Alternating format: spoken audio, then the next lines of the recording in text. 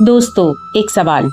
क्या आपने कभी महसूस किया है कि एक ही दिन में आपके अंदर दो अलग अलग इंसान जाग जाते हैं? एक कहता है आज किसी की मदद करो, दूसरा कहता है पहले अपना देखो। एक कहता है माफ कर दो, दूसरा कहता है बदला लो। एक कहता है सच बोलो और दूसरा कहता है झूठ बोलने में क्या बुराई है। यह लड़ाई रोज की है। इसी के बारे में गीता का 16वां अध्याय है। श्री कृष्ण इसे कहते हैं दैवी संपदा और आसुरी संपदा, यानी देवता वाले गुण और राक्षस वाले गुण। और सबसे जरूरी बात, ये दोनों हमारे अंदर हैं। तो आज जानते हैं कौन जीत रहा है तुम्हारे अंदर। चैनल पर नए हैं तो अभी सब्सक्राइब करें और चलिए शुरू करते हैं। दोस्तों, अध्याय 16 का नाम है दैवासुर संपद विभाग योग, यानी दैवी और आसुरी स्वभाव को अलग अलग पहचानने का योग। कृष्ण जी पहले दैवी गुण बताते हैं।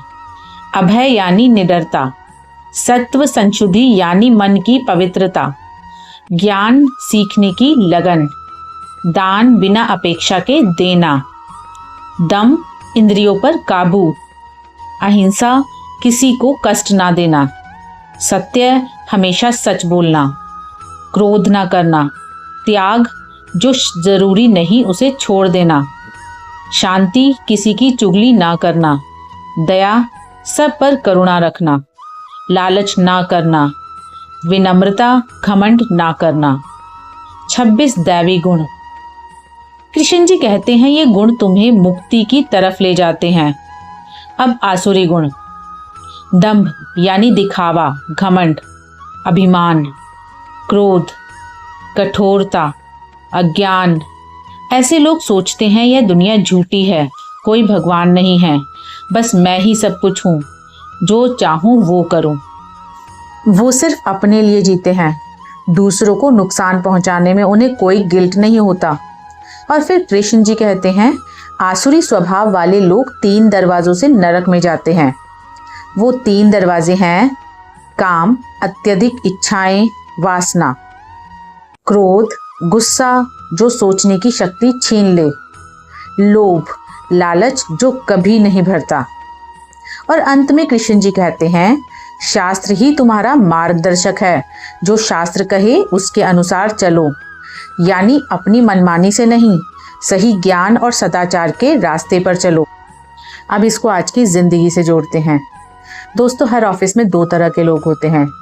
पहले किस्म के लोग जब टीम सक्सीड करती है तो कहते हैं हम सब ने मिलकर किया। जब कोई कलीग स्ट्रगल करता है तो हेल्प करते हैं। जब गलती होती है तो ऑनेस्टली एक्सेप्ट करते हैं। यह है दैवी संपदा। दूसरे किस्म के लोग जब सक्सेस मिलती है सारा क्रेडिट खुद लेते हैं। जब कोई आगे बढ़ता है तो जेलस हो जाते हैं। जब गलती होती है तो ब्लेम दूसरों पर डालते हैं, पीठ पीछे बुराई करते हैं। यह है आसुरी संपदा। और सच यह है हम सबके अंदर दोनों हैं। सवाल यह है कि हम किसे रोज चुनते हैं। दूसरा उदाहरण, सोशल मीडिया और दिखावे की दुनिया। सोशल मीडिया को देखिए। एक तरफ वो लोग हैं जो अपना रियल नॉलेज शेयर करते हैं, जो दूसरों को इंस्पायर करते हैं, जो जेन्युइनली किसी की मदद करने के लिए कंटेंट बनाते हैं।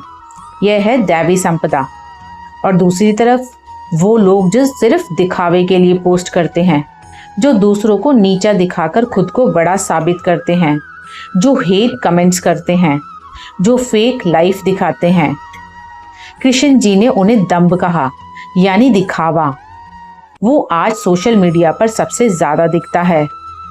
तो सोचो तुम्हारा कंटेंट किस संपदा से आ रहा है। तीसरा उदाहरण, 3 दरवाजे, काम, क्रोध, लोभ। अब वो 3 दरवाजों की बात। काम, एक बच्चा है जो हर चीज चाहता है, नया फोन, नई कार, नया घर। एक मिलता है तो दूसरा चाहिए, यह कभी नहीं रुकता। यह है काम का दरवाजा। क्रोध, ट्रैफिक में कोई गाड़ी आगे निकल जाए बस गुस्सा आ जाता है। घर में कोई बात ना माने चिल्लाने लगते हैं। गुस्से में लिए फैसले हमेशा गलत होते हैं। यह है क्रोध का दरवाज़ा। लोभ, एक बिजनेसमैन है, उसके पास काफ़ी है, बट फिर भी वो शॉर्टकट्स लेता है, टैक्स चुराता है, कर्मचारियों को सही तनख्वाह नहीं देता, सिर्फ और सिर्फ ज़्यादा चाहिए। ये है लोभ का दरवाज़ा। कृष्ण जी कहते हैं इन तीनों को पहचानो और इनमें बाहर निकलो। चौथा उदाहरण, स्टूडेंट्स और पीयर प्रेशर। स्टूडेंट्स की बात करें तो एग्ज़ाम में चीटिंग करना आसान लग सकता है, किसी का असाइनमेंट कॉपी करना कन्वीनियंट लग सकता है, बड़ों से झूठ बोलना शॉर्टकट लग सकता है। यह सब आसुरी संपदा की तरफ एक कदम है। लेकिन जो स्टूडेंट मेहनत करता है भले ही नंबर कमाए, जो सच बोलता है भले ही डांट पड़े, जो दोस्त की मदद करता है बिना किसी बदले के, वो है दैवी संपदा। और वो दैवी संपदा को चुन रहा है और यह चॉइस है, यह आदत बन जाती है। आज की छोटी छोटी चॉइसेस कल का कैरेक्टर बनाती हैं। पांचवा उदाहरण, रिश्तों में दैवी और आसुरी स्वभाव। रिश्तों में भी यही दिखता है।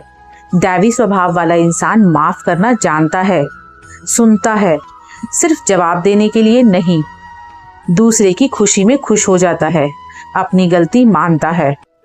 आसुरी स्वभाव वाला इंसान ईगो को सबसे ऊपर रखता है, हमेशा मैं सही हूं पर अड़ा रहता है, दूसरे को कंट्रोल करना चाहता है, जब चाहे तब हर्ट करता है। और दोस्तों यहाँ भी वही बात, हम सबके अंदर दोनों हैं, बस ये तय करना है कि कौन सा इंसान घर पर भी है, बाहर भी, अकेले में भी एक जैसा रहे। दोस्तों अध्याय 16 से हमें मिले ये 5 जरूरी सबक। पहला सबक, अपने अंदर झांको।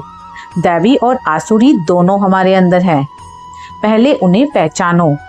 जो नहीं दिखता उसे बदल नहीं सकते। दूसरा सबक, 3 दरवाजों से बचो। काम, क्रोध, लोभ, ये तीनों हमने अंदर से खोखला करते हैं, इन्हें पहचानो और रोको। तीसरा सबक, दिखावे से बड़ा है सच्चाई।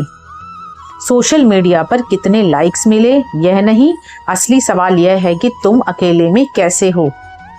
चौथा सबक, कैरेक्टर रोज बनता है, एक बड़ा डिसीजन नहीं, छोटे छोटे रोज के चॉइसेस मिलकर तुम्हारा कैरेक्टर बनाते हैं। पांचवा सबक, ज्ञान को गाइड बनाओ।